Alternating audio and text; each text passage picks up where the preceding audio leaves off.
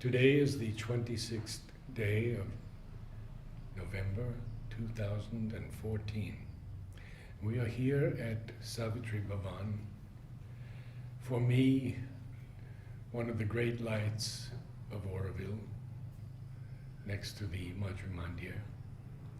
And I'm very happy today and honored to have with us Shraddhavan, whose vision created Savitri Bhavan. Shraddhavan, when did you first hear of Mother and Sri Aurobindo? In 1969.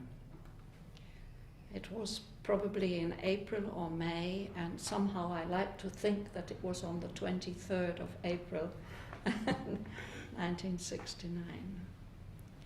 And how did it come about? yes, how did it come about? I was living in London with my partner of those days, and one Sunday afternoon we just decided to drop in on some people that we knew living in a flat in Earl's Court. But when we got there, we found that there was a talk going on completely unexpectedly. And we had missed the beginning, so I didn't know what the talk was about or who were the people. But what I heard over the next 45 minutes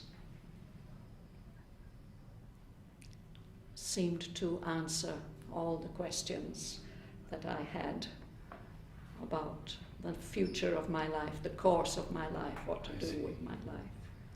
So at the end of the talk, I rushed up to the gentleman who had been speaking, and I said, "Who were you talking about? Who was that?"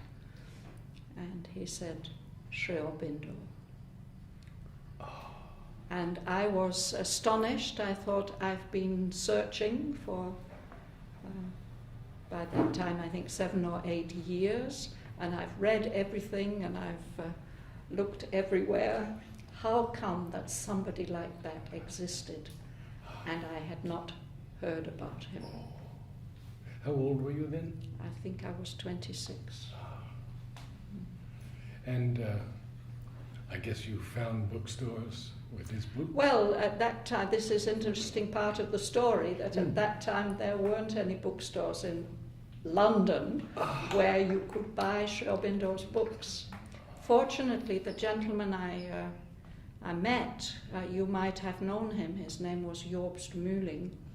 He was in the ashram in the 50s. He was carrying quite a lot of smaller books with him, Basis of Yoga, Sri Aurobindo's letters, and Nolini's series, The Yoga of Sri Aurobindo, and he had a copy of the Practical Guide to Integral Yoga. So he used to lend me these books, and I would read them on my way on the tube in London to and from my work, which was, I worked in the Library Association, which is near to the British Museum. So those tube journeys were important, and one of them was particularly important because on my way home one afternoon I had, I believe it was Basis of Yoga with me, and one of those letters there made me know why I had been born. It was written there in the letter, and I said, "But that's it, Lord, that's why I came." So that was a really, I mean, these two things together were life-changing moments. Yes. And so instead of going straight home, I went and visited our friend Jobst, and I told him what was my experience. And he said, "If it is like that, then you must take the synthesis of yoga and you make that your Bible." So that was when we discovered that you couldn't buy the synthesis of yoga in London. which is another part of the story. First, I will say that after that meeting, that Sunday afternoon meeting, Jobst used to come to that flat 2 or 3 evenings a week and read from his compilation. The reason he was in London was to try and get this compilation published. At that time, this is 1969, so many of the resources that we have about Sri Aurobindo and Mother's vision were not available, but he had collected from all available published sources and arranged his compilation on the psychology of the integral yoga. And so everything about the planes and parts of the being, each one examined in detail, both from Mother and from Sri Aurobindo. So he was coming in the evenings, and this group of young people would sit around and listen, and I was just soaking all that up like a sponge. It was so marvelous. Did you make any contacts with people who were there that remain? That came a little later. Of course, on that first meeting, one person who was present is Dick Batstone, who you must have known. Oh, and yes, he was in yes. charge of the London Sri Aurobindo Centre in Bell Street, where we started going. And through him we met some of those older people, Morwenna Donnelly. Oh, you did? And I see. Edith and Joy. Oh, And Schnapper. Edith Yes. Schnapper and Joy Yes. Calvert. Yes. And Margaret Fletcher was a very important person for us, living not far away in London, and she was like a kind of auntie to all the young people, and the people who came from Pondicherry to London. She used to look after them. In Huta's book she has written about how important Auntie Margaret was to her.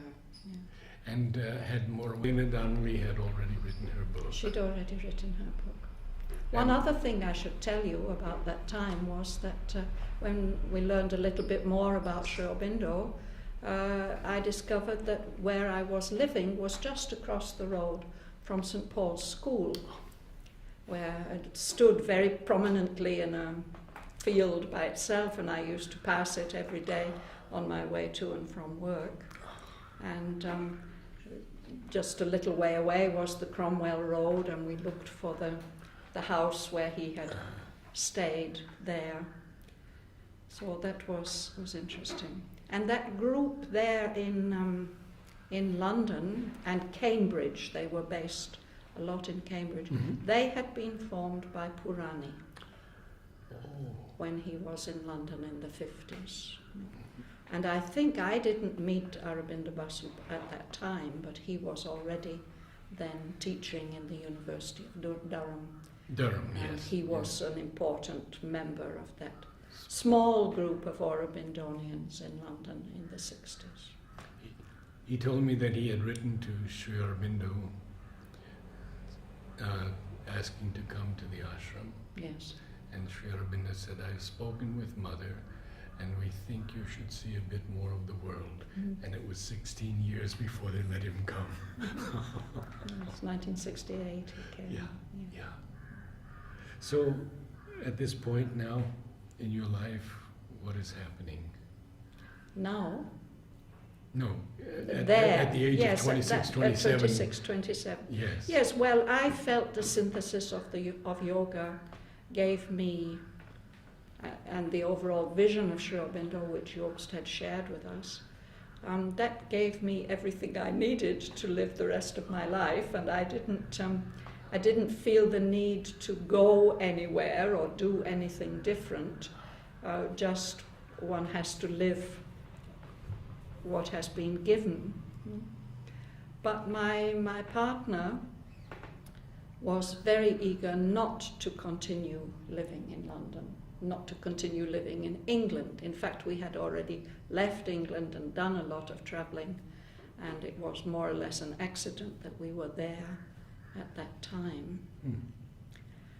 So, as I say, there weren't any bookshops where we could buy a book by Sri Aurobindo, so we had to contact a gentleman that Narad must know, Carlo Schuller, who lived in Zurich. Yes. And he was the distributor at that time for Sri Aurobindo's books all over Europe. And so Jobst wrote to him and told him what we wanted and what he wanted.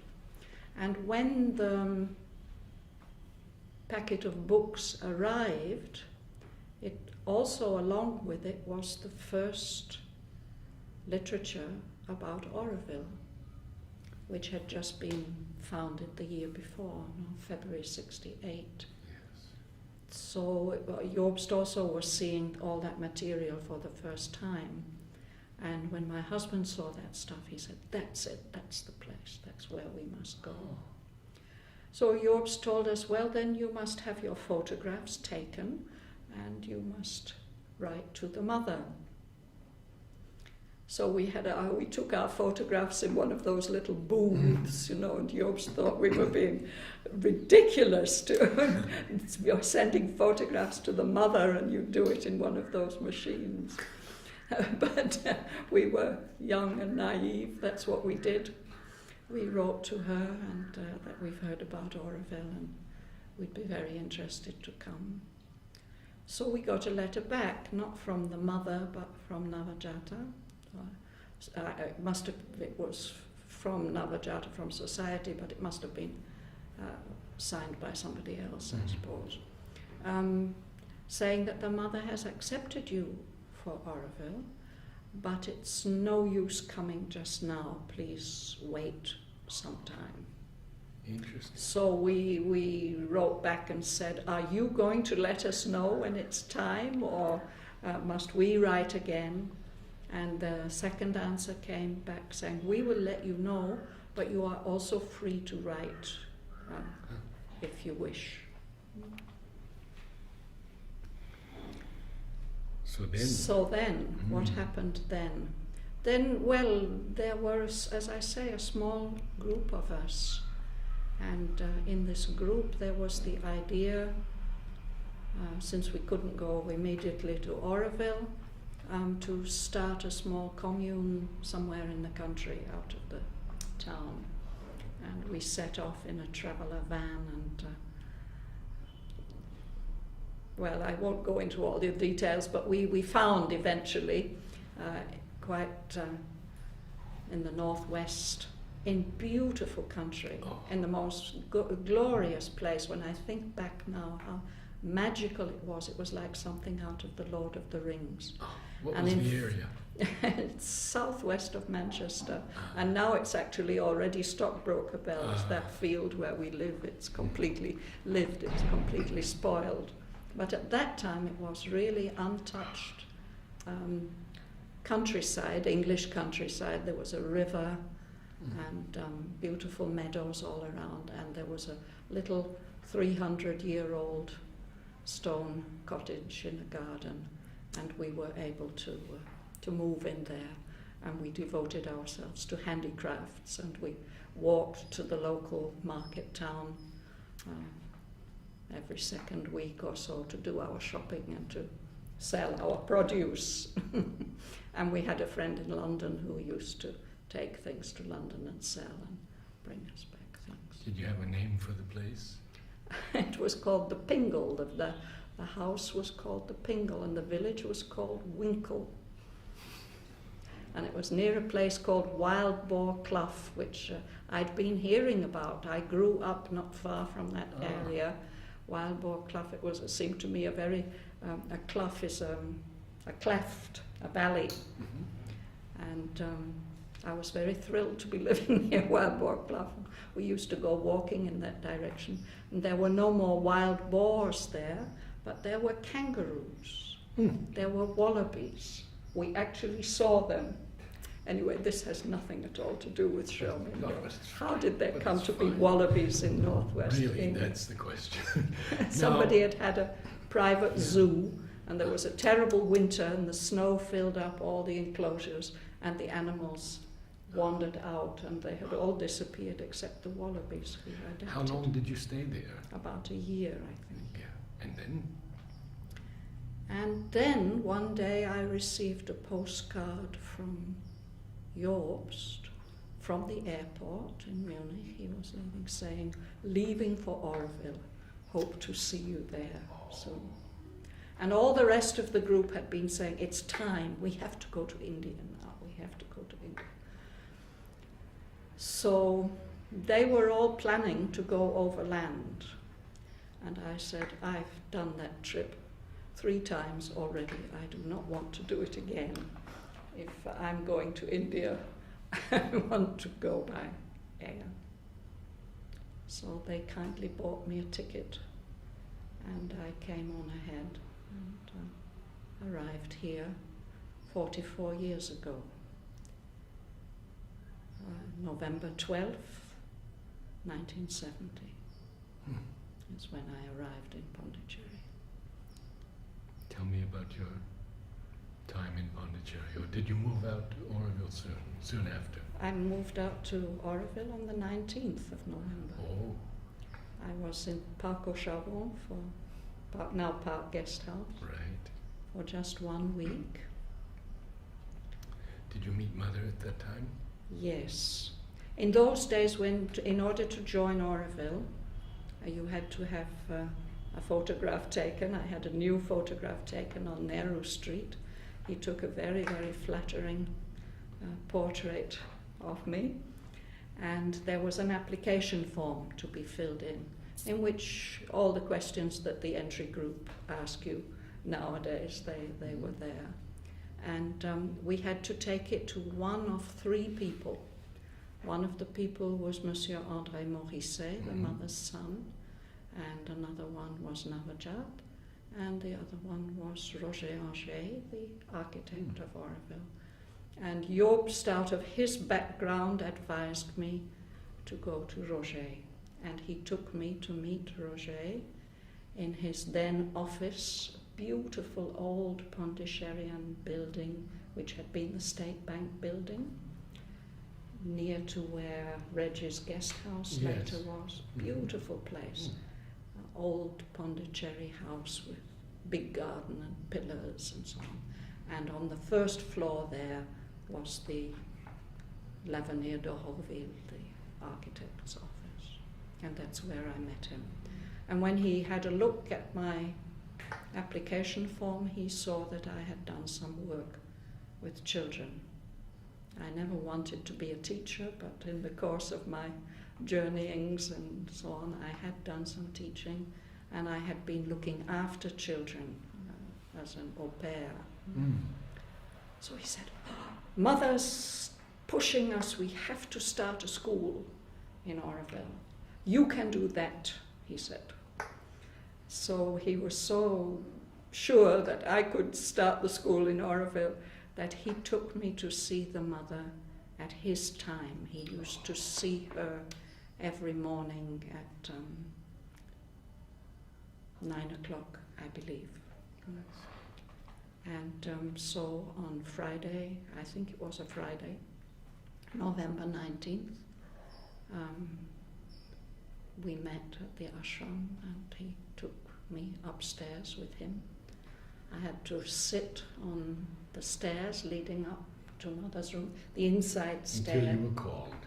Until I was called. He Yes. went ahead. And there were other people sitting there, but he went ahead because it was his time. And I was somewhere in the middle. And after some time, my name was called. I'd been given a funny little bedraggled bouquet of flowers at the last minute. They told me, you haven't any flowers? And they took me to the flower room, but everything had already gone. No, I don't know what funny little bouquet. I felt very strange about it. And of course, I'd been thinking of telling her my whole story. But they told me, we don't speak. We don't speak to Mother.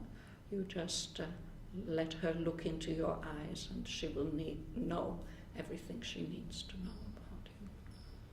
So that's what I did. You You knelt before her? I knelt before her. I didn't feel that I was having any overwhelming experience at that time. I looked at her and she looked at me. I felt very happy to be there.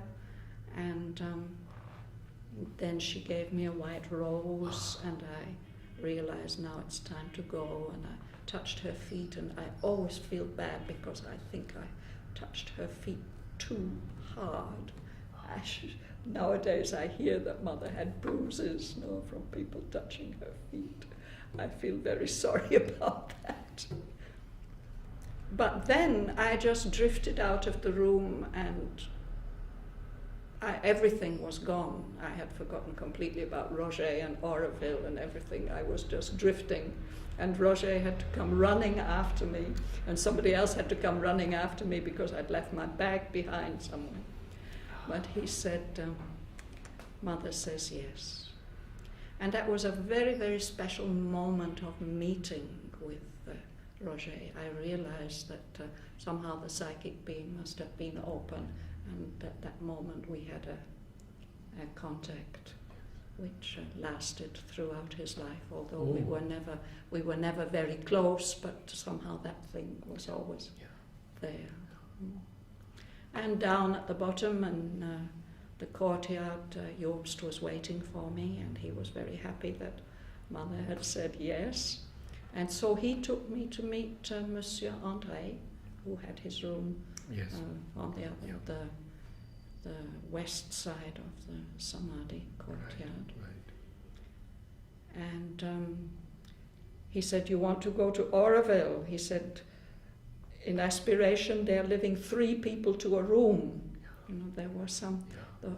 Nowadays you can't imagine what it was like. They had just gone up these rooms, single rooms. There were 2 single rooms joined and a bathroom in between. And in each of those single rooms, maybe there were 25 or 30, 3 people living in each of them. The Keat huts, the Keat roofs, or had Roger already designed? No, Pierrot had prepared those first square huts, and there were small ones and there were big ones. Mm-hmm. But I think at that time the big ones hadn't been built, there were only small ones. And it was a completely bare field, but the cafeteria was there. I'll tell you about that later. But anyway, but Jobst himself was not living in one of those small huts. There were 3 bigger round huts standing where the perfume factory is now. And he'd been given one of those huts. There's an amusing story about that, but he said, I can stay with him. So Monsieur André accepted that and gave me permission to move to Aspiration. And he sent us just across the road, the house on the corner. It belonged to Purna Prema, Mother's granddaughter. Yes. But at that time she wasn't living there.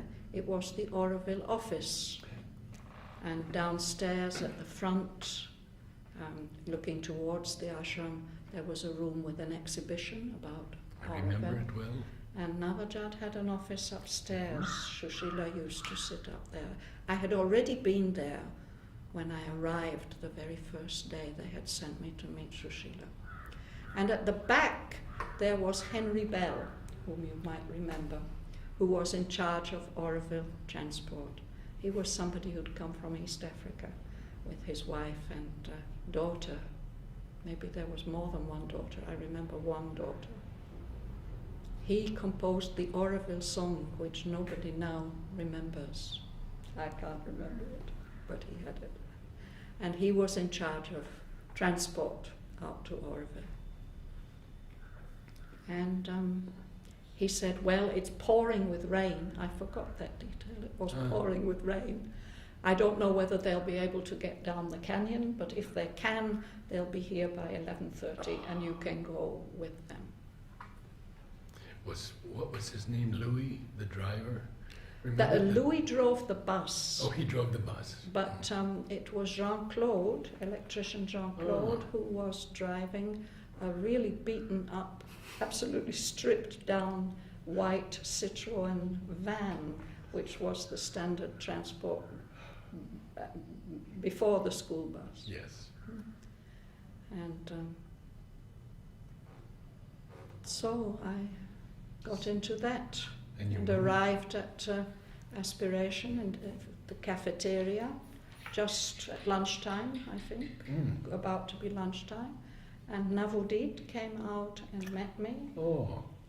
He was the secretary for Aspiration in those days, and he'd been informed that I was coming and my name, and he told me that I'm number 54, and that meant 54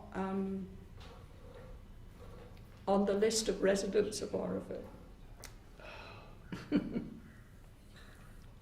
Mother had accepted me, and that was... So you moved in with yours? I moved. No, well, the sad thing about Joost was, during the night with the heavy rain, his hut had fallen down. It had been only half thatched, and when the roof is half thatched, if it gets wet, the whole hut collapses. So he had been assigned another of those round rooms, but Navodit's wife Alice was convinced that that room was her sewing room. It has been built to be her sewing room. So Joost and I were allowed to sleep there, but during the day she made a point of sitting there, and that was her sewing room. She was in charge of prosperity distribution. So you were there when the large French contingent came? No. They had come earlier. They were there. They were there? Yes, they had come a year earlier. A year earlier, okay. I think 69, no? Yeah. And those conversations, That's Mother's when I came. Yes. Aspiration talks were held with members of that group. Yes, Yeah. yes. So they were there, and And Christoph was Bhagavan also Das, with them. Christoph was also yes, there. Yes, yes, Stephen Walton. Yeah. Oh, yes, yes. Yes. And they were building last school at that time, as well as these larger huts for Aspiration. All that was going on at that time. And the school hadn't yet been started, but I was very relieved to find that I don't have to start the school. Rod Hemsel was there, and a very nice German lady, Ursula Pflug. Ursula, yes, I remember Ursula very well. They were holding classes for the children who lived in Aspiration, which was Rose Monnier and Gopal. In those days he was Pascal, who had come with his mother, Miriam. And there were some local Tamil children, Tandapani from Four Comers, who's still an important figure here. Yes. And others. And the first children of the integrated families, the older generation. So this means Ravi, who's at the Looking After Health Center, and Rama, who runs the solar service.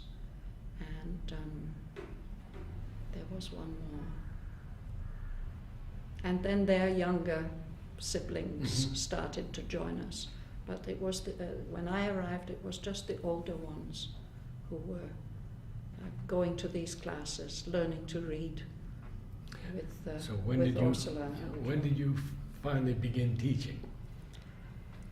Yes, well, meanwhile, of course, the school was getting organized, and Norman Dowsett was put in charge of it.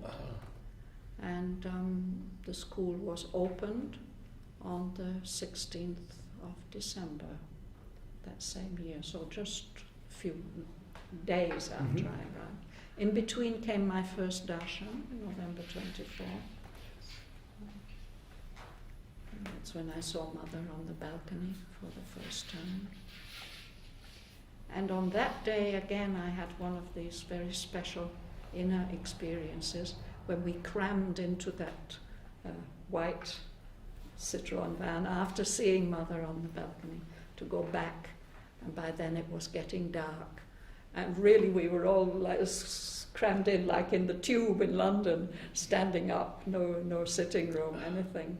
And I didn't know any of them, but I had the feeling that all these people are closer to me than everybody else I've known in my life, closer to me than my family, my relatives, everybody I've known because of Mother. No? We're all here because of Mother. Very special moment of gratitude. Yes. Yeah, and then the school started. Conditions must not have been very easy at that time. Hastily, a peat hut had been put up where the press now stands. And or maybe a bit further east. It's still, actually, I think everything is now covered by maroma. They had done nice cement floors. It was all clean, but it was practically bare. And Norman had managed to get hold of some of the prosperity beds. In those days, if you came to Auroville, nobody was allowed to stay overnight in Auroville unless they had permission from the mother. No? And she strongly discouraged us from having visitors and friends and so on. So really, if you were here, you were supposed to have been approved. And when you were approved, you got issued a bed with had folding legs. It's a really good design. I still have two, not prosperity beds, but made according to the same design in my house, single beds, and a special chair, a special table that with a couple of drawers, and a very simple chair that went with it. So that was your setup. So he'd got hold of some of those beds that we could use as tables. We could sit on the floor and use them as tables. And Anurakta from the handmade paper factory had given us stacks of beautiful coloured handmade paper. And somebody else had got a hold of a lot of scissors. So that's what there was to do, actually. It was to cut up all that beautiful paper and see what we could do with it. But we started with a little... Well, first of all, of course, Monsieur André was there, and he cut the ribbon, and he gave us Mother's message, which was about the languages, the 4 languages of Auroville. Somebody had asked Mother what languages are to be taught in Auroville school. That's when she mentioned Sanskrit. That's when she said, first of all, Tamil as the local language, right. And French, and Sanskrit as the future language of India, and English as the international language. So these remain the 4 languages of Auroville. So that message was given on that day, and Norman had very, very nicely arranged that we should start with a lesson in Sanskrit. So Elia, who now is at the Society Beach office, she was living in Aspiration, or perhaps she wasn't living in Aspiration at that time. She must have come in the school bus, which I'll say something about later. And she was a Hindi speaker, and perhaps she knew a little Sanskrit, and she taught us all to say, Buddham Sharanam Gacchami. I take refuge in the Buddha. And Gacchami means I go. So this was the first verb in Sanskrit. And I remember when I was a teenager, I thought one day I'm going to have to learn Sanskrit. But when I heard that language for the first time, it was also so moving.